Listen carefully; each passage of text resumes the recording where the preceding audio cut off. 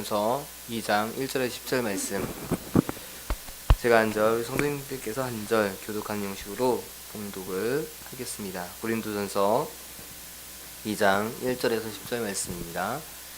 형제들아, 내가 너희에게 나아가 하나님의 증거를 전할 때에 말과 지혜의 아름다운 것으로 아니하였나니, 내가 너희 중에서 예수 그리스도와 그가 십자가에 못 박히신 것 외에는 아무것도 알지 아니하기로 작정하였음이라. 내가 너희 가운데 거할 때에 약하고 두려워하고 심히 떨었노라. 내 말과 내 전도함이 설득력 있는 지혜의 말로 하지 아니하고 다만 성령의 나타나심과 능력으로 하여 너희 믿음이 사람의 지혜에 있지 아니하고 다만 하나님의 능력에 있게 하려 하였노라. 그러나 우리가 온전한 자들 중에서는 지혜를 말하노니 이는 이 세상의 지혜가 아니요 또 이 세상에서 없어질 통치자들의 지혜도 아니요 오직 은밀한 가운데 있는 하나님의 지혜를 말하는 것으로서 곧 감추어졌던 것인데 하나님이 우리의 영광을 위하여 만세전에 미리 정하신 것이라. 이 지혜는 이 세대의 통치자들이 한 사람도 알지 못하였나니 만일 알았더라면 영광의 주를 십자가에 못 박지 아니하였으리라. 기록된 바 하나님이 자기를 사랑하는 자들을 위하여 예비하신 모든 것은 눈으로 보지 못하고 귀로 듣지 못하고 사람의 마음으로 생각하지도 못하였다 함과 같으니라. 오직 하나님이 성령으로 이것을 우리에게 보이셨으니 성령은 모든 것 곧 하나님의 깊은 것까지도 통달하시느니라. 아멘. 이 시간 하나님의 지혜를 따라 라는 제목으로 함께 은혜를 나누고자 합니다. 오늘 말씀에서 사도 바울은 지혜에 대해서, 그가 경험한 그 상황들 속에서 그 지혜에 대해서 말해주고 있습니다. 지혜가 무엇인지, 우리는 어떤 지혜를 찾아야 되는지 사도 바울은 그것을 알려주고 있습니다. 우리 성도님들께서 생각하는 지혜, 그 지혜는 어떤 것인가요? 우리가 바울이 말하는 지혜를 말하기 전에 우리가 생각하는 지혜에 대해서 먼저 생각을 하고 고민을 해볼 필요가 있습니다. 우리가 생각하는 지혜를 정확히 알아야 사도 바울이 말하는 지혜와 어떠한 차이가 있는지를, 아님 어떤 점이 비슷한지를 우리가 알고 깨달을 수가 있기 때문입니다. 그리고 사도 바울의 그러한 권면들을 조금 더 내가 받아들일 수 있게 되기 때문입니다. 우리는 지혜라고 생각하는 그 개념이 어디에 한정되어 있나요? 보통 지혜라고 하는 것들, 보통은 똑똑함과 연결이 되어 있습니다. 특히 부모님들께서 아이들을 위해 기도할 때 지혜롭게 해달라고 기도를 하게 되죠. 그런데 그때 지혜를 구함에 있어서는 좀 더 이런 의미가 더 담겨 있는 것 같습니다. 아이가 좀 더 똑똑해졌으면 좋겠습니다 라는 그런 생각, 의도가 담겨져 있는 것 같습니다. 그 똑똑은 다른 아이들과 비교했을 때 좀 더 공부를 잘하는 것, 좀 더 뛰어난 지식을 갖게 되는 것, 그것을 생각을 합니다. 그러한 부모의 사심이 들어간 지혜를 구하는 모습들을 우리는 경험을 했고요, 또 볼 수가 있습니다. 지혜라는 단어와 연결을 시켜서 성경의 인물 중에서 가장 먼저 떠오르는 인물이 있습니다. 누구입니까? 그렇죠, 솔로몬입니다. 성경을 많이 읽으시는 우리 성도님들께서는 역시 잘 아십니다. 솔로몬입니다. 솔로몬은 우리 기독교인들 뿐만 아니라 이 세상의 모든 사람들에게 지혜를 가진 최고의 인물로 잘 알려져 있습니다. 솔로몬은 하나님을 섬기는 자로 그 아버지 다윗을 이어서 세 번째 이스라엘의 왕으로 올라간 자입니다. 그는 기브온 산당에서 하나님을 향해서 제사를 드릴 때 1000마리 예물을 드리며 하나님을 향한 섬김의 마음을 나타내게 됩니다. 그때 이제 하나님께서 솔로몬에게 나타나셔서 그가 원하는 것을 묻게 됩니다. 솔로몬은 자신이 뭘 해야 될지 잘 모르는 어린아이와 같은 그런 모습이었기 때문에, 왕이 된 이후였지만 그러한 모습을 가지고 있었기 때문에 이제 왕이 되었으니까 하나님, 저에게 듣는 마음을 더해 주시길 원합니다. 그래서 백성들을 잘 재판할 수 있는 그러한 왕이 되게 해주십시오 라는 기도를 하게 됩니다. 여기서 듣는 마음, 그것이 곧 지혜입니다. 역대상 1장 10절에 보면 지혜라고 분명히 또한 나와 있습니다. 솔로몬이 하나님께 구한 것은 똑똑함이 아니었습니다. 잘 듣고 정확하게 판단하는 마음이었습니다. 그러나 우리들은 솔로몬이 되게 똑똑한 사람이라는 그런 오해를 합니다. 그는 가장 똑똑한 사람, 솔로몬의 대표적인 이야기라고 할 수 있는 재판의 이야기를 통해서 뛰어나고 똑똑한 재판관으로 우리의 생각을 집중시킵니다. 그러면서 기도를 합니다. 우리 아이도 이렇게 똑똑하게 해주세요. 지혜를 주세요. 이렇게 기도를 합니다. 이것은 아마도 우리의 마음이 그대로 투영된 기도라고 밖에 볼 수가 없습니다. 아이가 똑똑해지길 원합니다. 그 똑똑함은 아이의 인생을 위한 똑똑함입니다.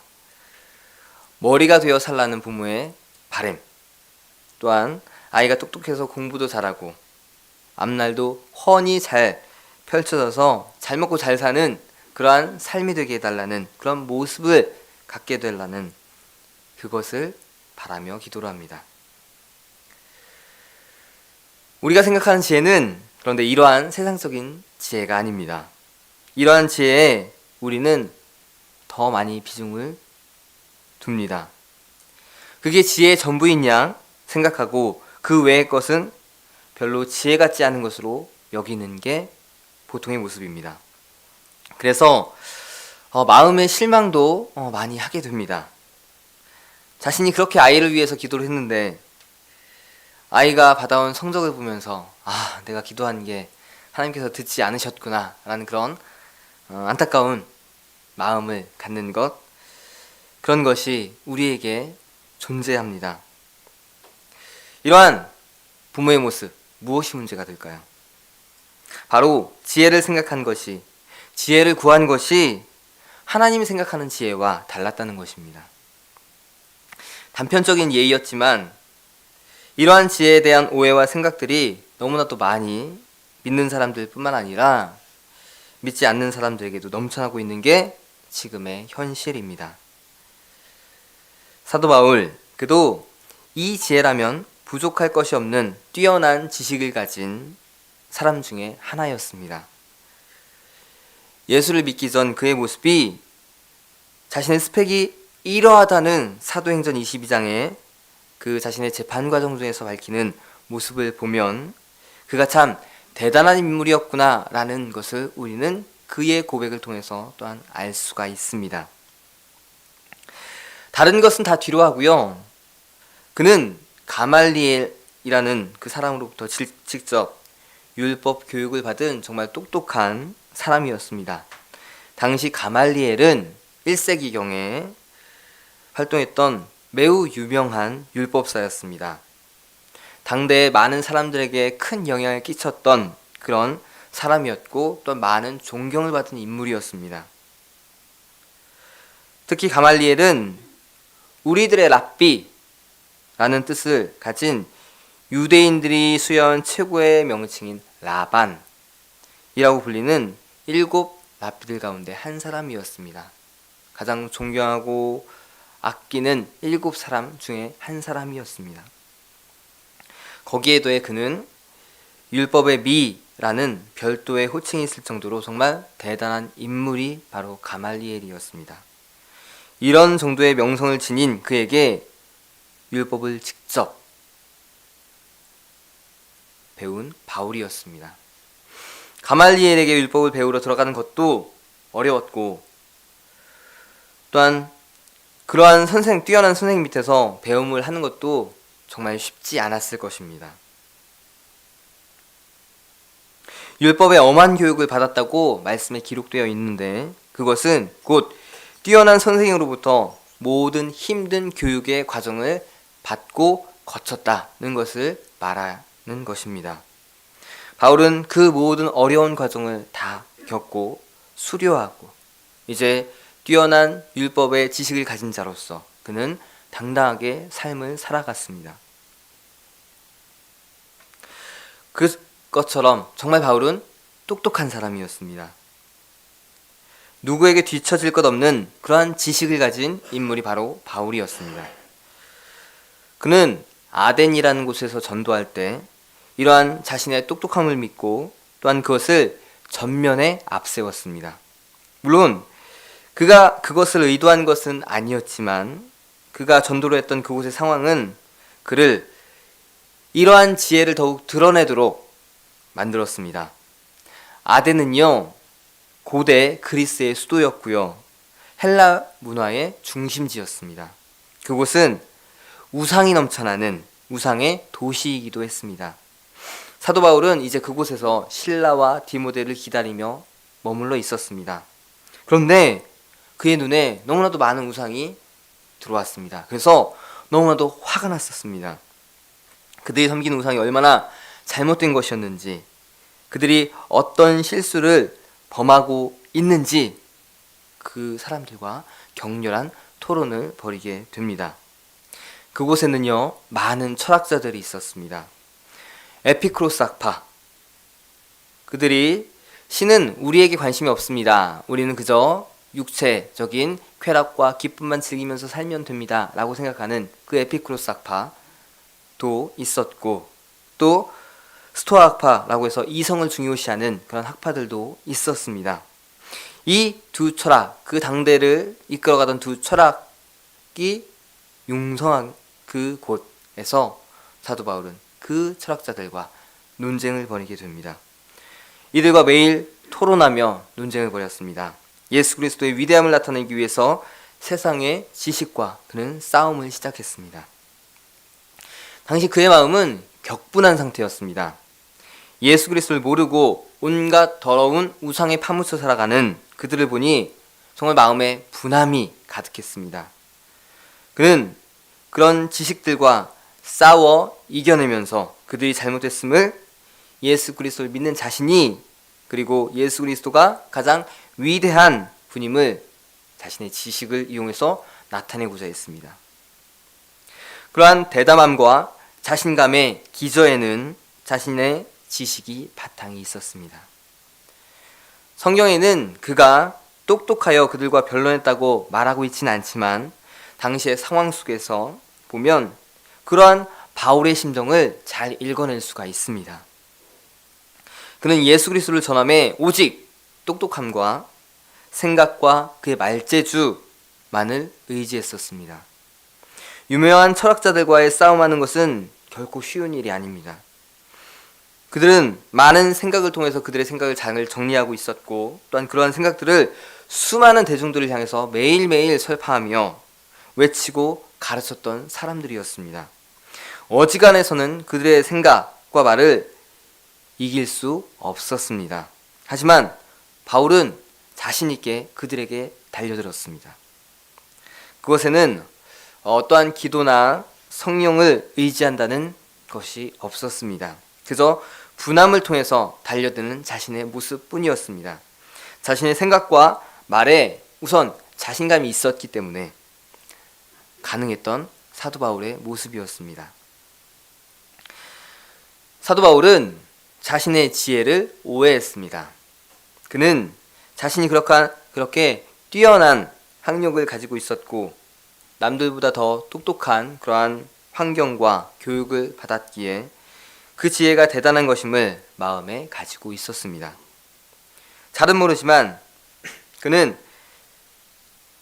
자신이 가지고 있는 그러한 지식에 대해서 큰 자신감을 가지고 있었으리라 생각이 됩니다. 그러한 자신의 스펙과 능력이면 정말 모든 것을 다 할 수 있을 것이란 자신감이 그에게 있었던 것, 그것은 심각한 복음을 전하는 자신의 활동의 하나의 오류가 되었습니다.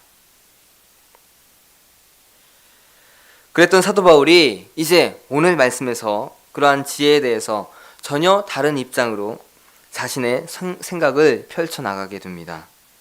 바울은 지혜에 대해서 새롭게 생각을 가지게 됩니다. 그는 자신의 여러 경험을 통해서 지혜가 무엇인지 그 지혜를 알아가게 됩니다. 1절에서의 그의 고백은 그가 전혀 다른 생각으로 지혜를 생각하고 있음을 보여주고 있습니다. 하나님의 증거를 전할 때에 말과 지혜의 아름다운 것으로 아니하였나니 라고 그의 바뀐 생각을 알려주고 있습니다. 그는 아덴에서 자신의 똑똑함으로 변론하며 예수 그리스도를 전했던 자였습니다. 하지만 그 결과 그의 기대와는 달리 그렇게 좋지는 못했습니다. 많은 이들이 예수 그리스도를 믿는 역사도 일어나지 않았고요. 아레오바고 관리 몇 사람만이 믿게 되는 그러한 결과, 초라한 결과만 얻게 되는 모습을 보였습니다. 물론 그 몇 사람을 구한 것, 그 우상의 도시에서 그 몇 사람을 구한 것 정말 귀한 일입니다.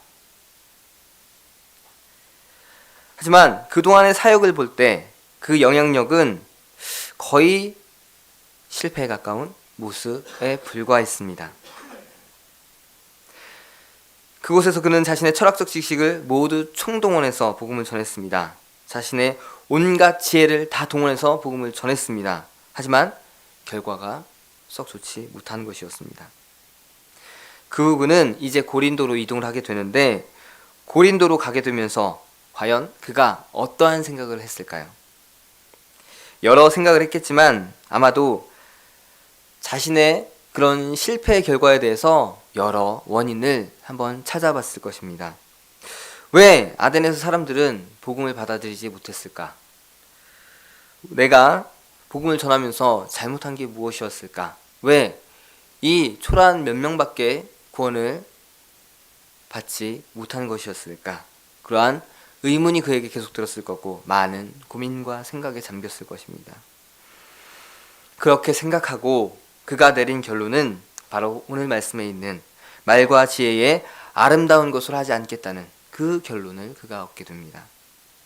즉 인간적인 수단과 방법, 자신의 지혜를 의지하지 않겠다는 것, 그는 그러한 결론을 얻게 됩니다. 우리 아이가 달라졌어요 라는 타이틀이 어울릴 만한 이제 사도 바울이 달라졌어요 라는 타이틀로 그 상황을 우리가 한번 조명해 볼 수가 있습니다. 그동안 그가 생각한 지혜는 가말리엘 아래서 배운 율법이었고요. 그 까다로운 학문 과정을 이겨낸 자신의 능력이었습니다. 그게 한때 자신의 자랑거리가 되었고 자부심거리가 되었었습니다. 그는 그러한 지혜를 가졌습니다.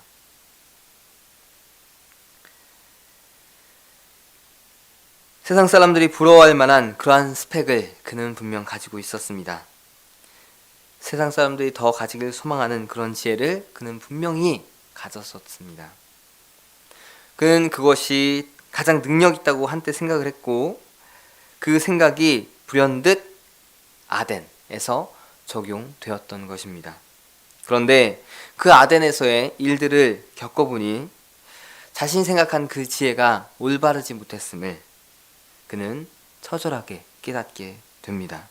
물론 이전의 전도 여정 속에서 그런 지혜를 자랑하며 활용하는 바울의 모습은 보이지 않았습니다.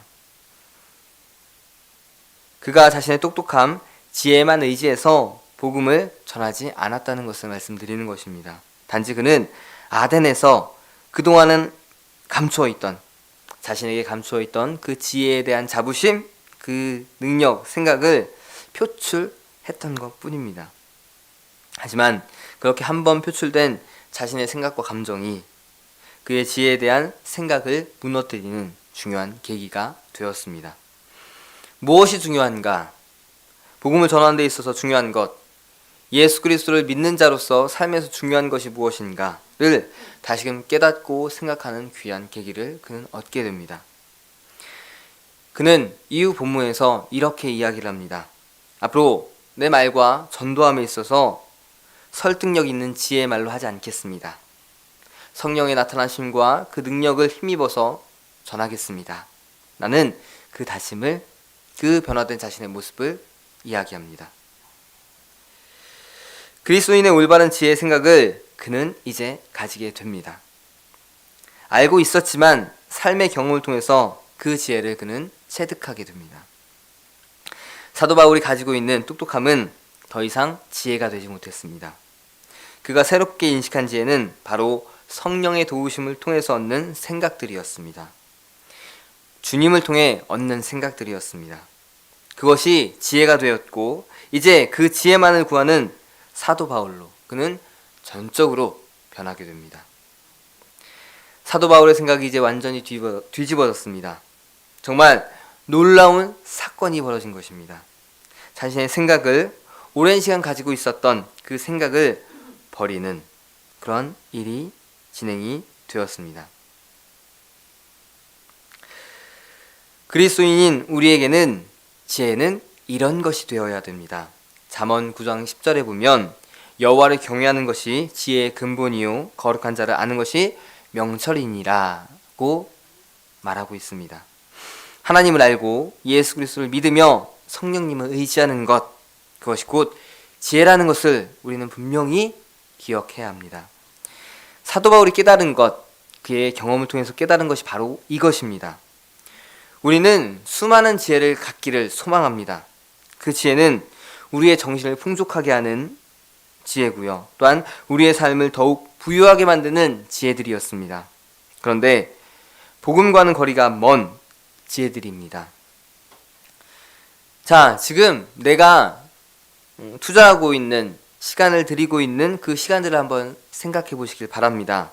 자기 개발을 위해서 무엇을 배우고 학원을 다니고 또한 책을 읽고 공부하는 그 시간, 그리고 자기가 윤택한 삶을 살기 위해서 투자하는 그 취미의 시간들, 그것과 하나님을 알고 예수 그리스도를 믿으며 성령님을 의지하기 위해 예배하고 기도하고 또한 말씀을 읽는 것에 시간을 들이는 것, 이 두 가지 중 어느 것에 더 비중을 두면서 살아가고 계십니까? 각자의 마음에 한번 대답을 해보시기 바랍니다. 우리는 지혜를 얻기를 소망합니다. 그런데 그 지혜는 주님을 아는 지혜가 아닙니다. 그 지혜는 내가 더 잘 살아가기 위한, 내 자식이 더 잘 되기 위한 지혜였습니다. 내 육신을 위해 구하는 지혜를 우리는 소망했습니다. 여호와를 아는 것이 지혜의 근본이라고 하면서 그 마음에는 세상적인 지혜를 구했습니다. 그리고 여호와를 경외하는 것이 지혜의 근본이다 라고 말하면 그게 뭐? 라는 시큰둥한 대답만이 돌아올 뿐이었습니다. 그것을 지혜로 생각하지 못했습니다. 이 세상을 만드시고 모든 것을 주관하시는 분이 바로 하나님이신데 그 하나님을 아는 것이 분명 지혜인 것인데 거기서 지혜가 나오는데 사람들은 자신의 노력으로 지혜를 얻기를 더 원하고 있습니다. 또한 그러한 지혜의 종류만을 구하고 있습니다. 특별히 우리 그리스도인들 세상 사람들과 다른 그 지혜를 구했어야 하는데 우리들 역시 그러한 지혜를 구함으로써 세상적인 복과 삶을 살아가기 위해 더 신경을 썼던 모습들이 우리에게도 있었습니다. 바울이 보였던 그런 오류를 똑같이 우리들도 범하고 있는 것이었습니다. 사도 바울의 이 지혜에 대한 생각의 전환을 보면서 우리 성도님들 어떠한 마음의 생각을 가지셨나요? 오늘 말씀을 통해 스스로에게 적용해보는 질문들을 한번 만들어 보셨으면 합니다. 특별히 오늘 온라인으로 예배드리는 우리 청소년들 댓글로 그 적용 질문들에 대해서 남겨주셨으면 합니다. 한번 과연 내가 어떠한 지혜에 대해서 생각을 했었나, 내가 생각한 지혜는 무엇이었는지 그것들에 대해서 함께 고민하고 생각하는 모습이 되길 소망합니다. 이후 공과 시간에 이제 줌을 통해서 이장호 선생님과 나눌 공과 시간에 한번 그 지혜에 대해서 내가 생각한 지혜, 내가 구했던 지혜에 대해서 고민하고 또한 생각하고 여러 생각들을 나누는 그런 시간이 되기를 바랍니다. 올 한 해 우리 성도님들 정말 그리스도인으로서 바른 지혜를 구하시는 모습이 되길 소망합니다. 그 지혜는 하나님을 알고요, 그리스도 예수를 믿고 성령님을 의지하는 그러한 지혜입니다. 세상 사람들은 새해를 시작하며 잘 살게 해달라고 어떻게 합니까? 온갖 미신들을 의지하죠. 그리고 누구를 찾아갑니까? 철학관 그런 데를 찾아가서 부적을 받거나 앞으로의 운세에 대해서 또한 알고 싶어 하고 또한 그것을 굳건히 믿고 또 한 해를 살아가기도 하죠. 그런데 세상 사람들은 그렇다고 칩시다. 그런데 빠져 있다고 칩시다. 그런데 우리는 달라야 되지 않겠습니까? 우리는 세상적인 것을 구하는 것이 아니라 하나님의 지혜를 구하는 그런 모습으로 한 해를 온전히 맡겨야 된다고 생각을 합니다. 주님을 더 아는 지혜를 통해서 삶의 곳곳에 놀라운 변화의 일들 또한 해결의 일들이 일어날 수 있음을 믿으시기를 바랍니다. 지혜는 분명 다른 데 있지 않습니다. 바로 우리 주님께 있습니다. 그 주님을 의지하는 지혜를 얻기 위해서 더욱 힘쓰시는 저와 우리 성도님들이 되시기를 소망합니다. 특별히 이제 이 주일의 말씀을 가지고 이제 한 주 동안 우리 청소년과 청년부가 이제 묵상을 하고 나누게 될 것입니다. 한 주 동안 묵상을 하면서 정말 내가 한 해 동안 구해야 되는 지혜가 무엇인가, 또한 내가 바라보고 의지해야 될 지혜가 무엇인가 곰곰이 생각하고 그 지혜를 바로 찾으시는 우리 청소년과 청년들이 되시기를 주님의 이름으로 소망을 합니다.